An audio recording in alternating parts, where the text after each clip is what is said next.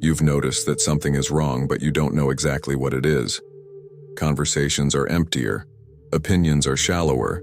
Certainties are louder. You feel, even without being able to explain it, that intelligence is waning as technology advances. We are more connected than ever, and paradoxically further from wisdom. In a time when every question has an answer on Google, almost no one knows how to ask good questions anymore. Look around. People know the names of celebrities, but they don't know the names of their own emotions. They discuss politics without understanding power. They talk about freedom, but live enslaved to screens. Most don't live. They react. They don't think. They reply. They don't observe. They consume. Society isn't just distracted. It's slowly being dumbed down.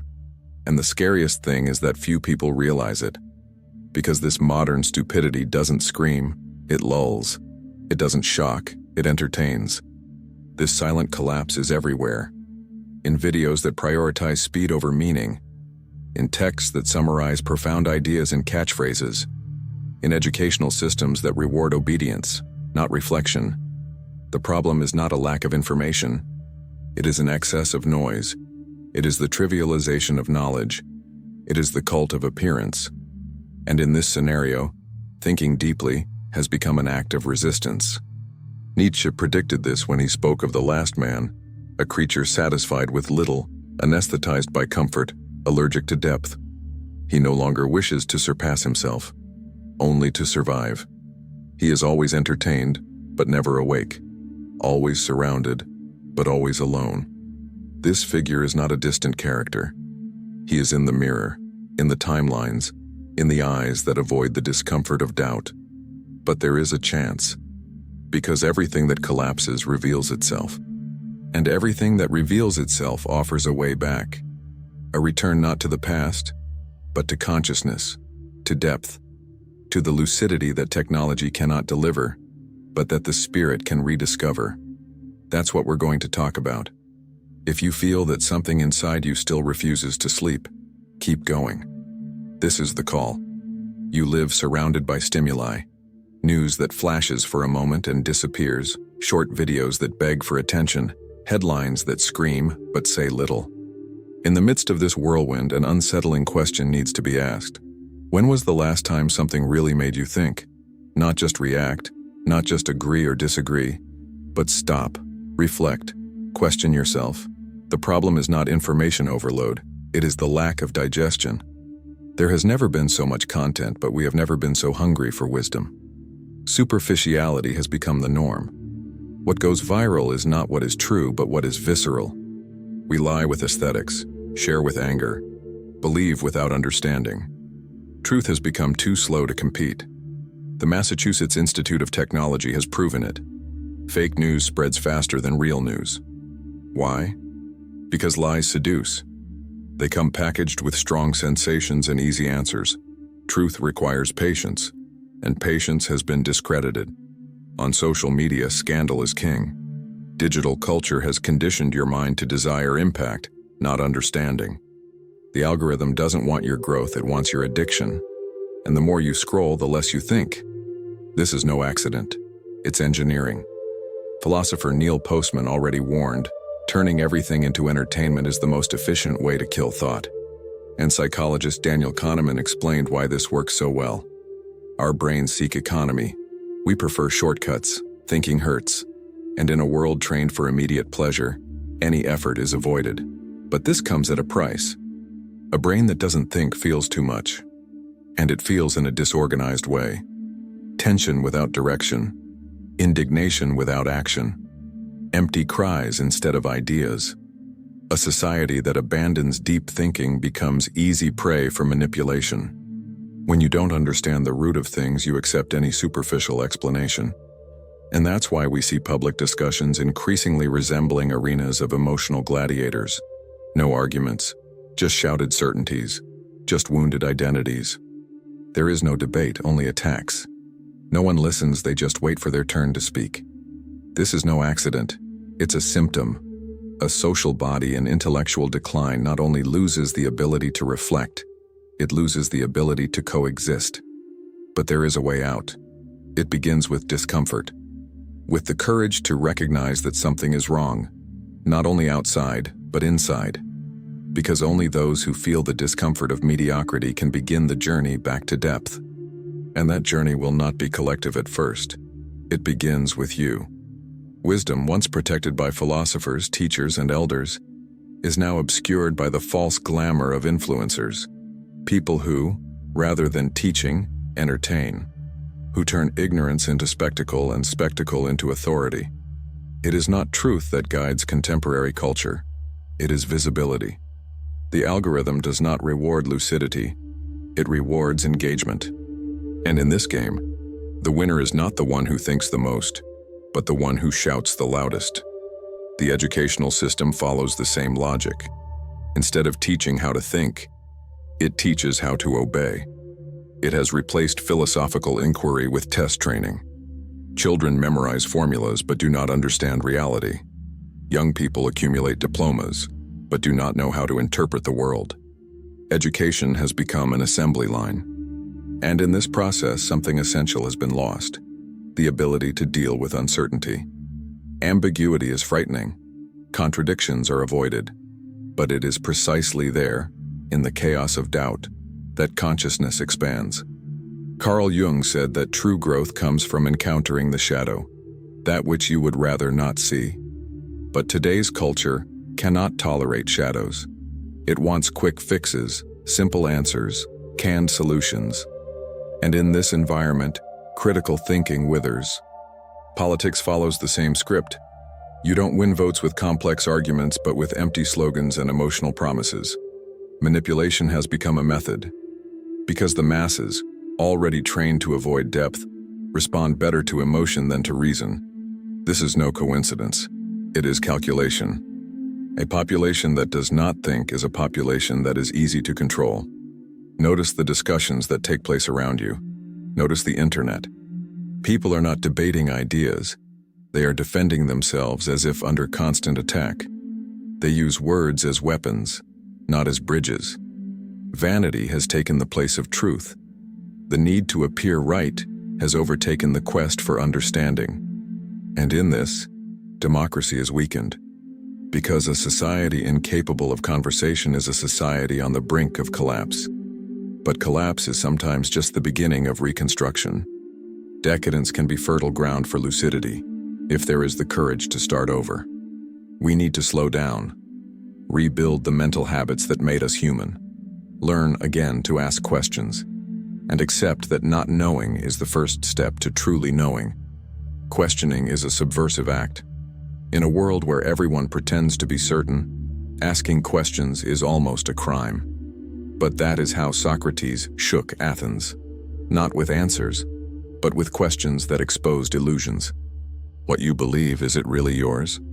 Or is it just an echo of what you've heard repeated too many times? Thinking for yourself is painful, because it requires you to destroy ideas that once gave you comfort. But that is the price of inner freedom, and few are willing to pay it. Immanuel Kant, with his famous maxim, "Dare to know," was not just talking about books. He was talking about courage. The courage to face one's own ignorance. The courage to admit that what most people believe may be wrong, and that you may be wrong too. But this courage is rare, because thinking deeply is, almost always, a lonely path.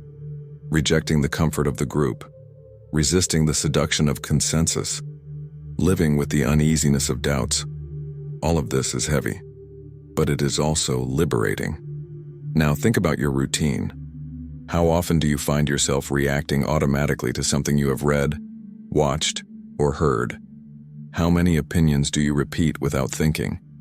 The truth is that we live under hypnosis, no longer induced by dictators with thunderous voices, but by silent devices that shape your desires, your attention, and your perception. This is not an exaggeration. It is behavioral engineering. Michel Foucault already said that modern power does not impose. It seduces.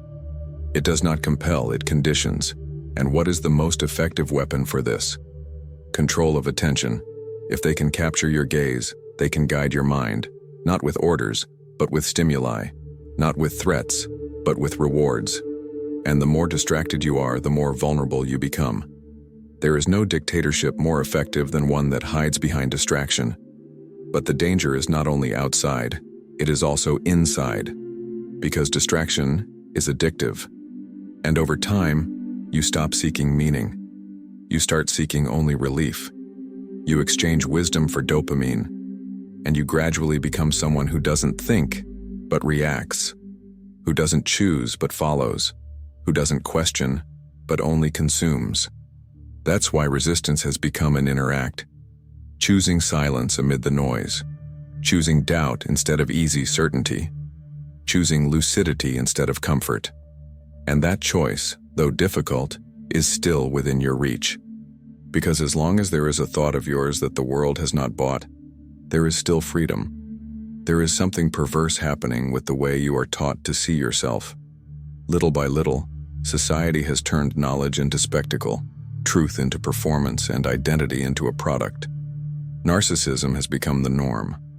Not the obvious vain kind, but the more subtle kind. The kind that makes you addicted to the validation of others.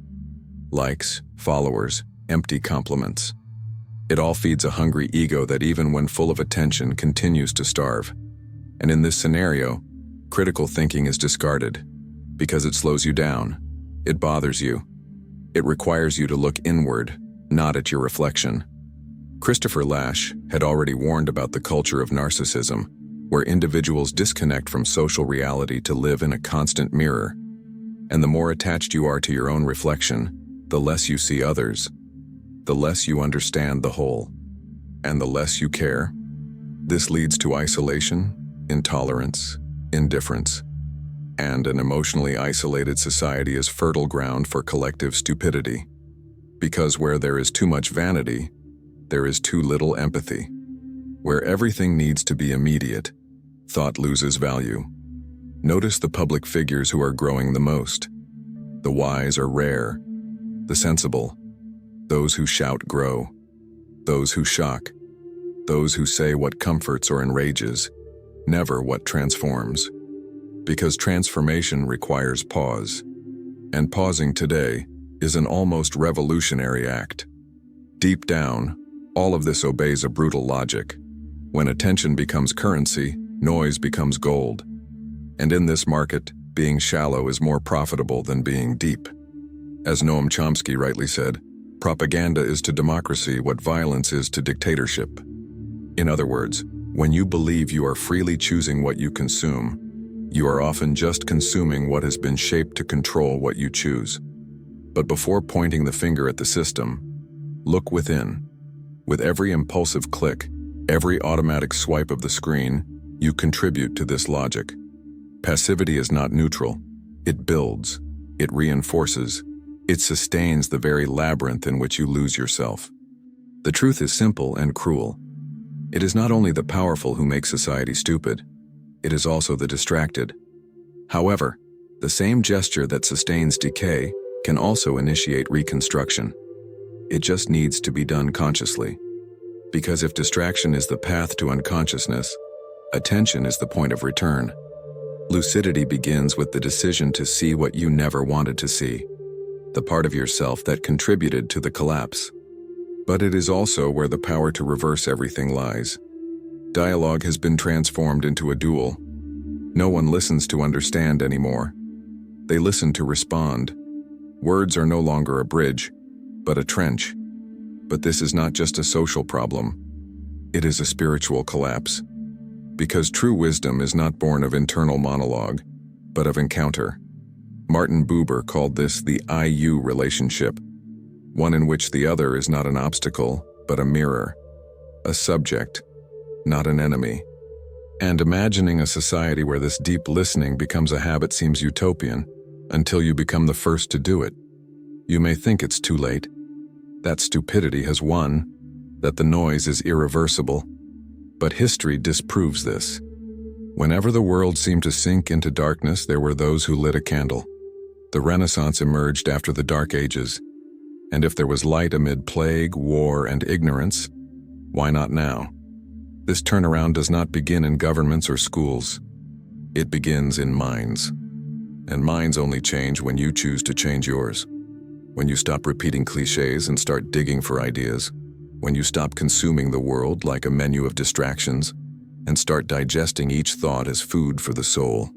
The world doesn't need more right people. It needs lucid people. People who have the courage to stop, think, and feel before reacting. Who choose depth when everything calls for the surface. Who silently carry the weight of seeing further. This is not arrogance, it is responsibility. And the decision is there between your fingers. Between scrolling the screen once more or looking inward. Between repeating the pattern or creating awareness. The path back to intelligence is not paved by gurus. It is trodden by silent rebels. People who do not accept mediocrity as their destiny. So, if this text has awakened something in you, turn it into action. Like this video and subscribe to the channel. Here, superficiality has no place. And if you feel that this kind of reflection needs to continue, support this project with any amount. Your contribution is what keeps this journey for awareness alive. Now write in the comments, I choose lucidity. Because saying this is more than just a phrase. It is a commitment to your own evolution.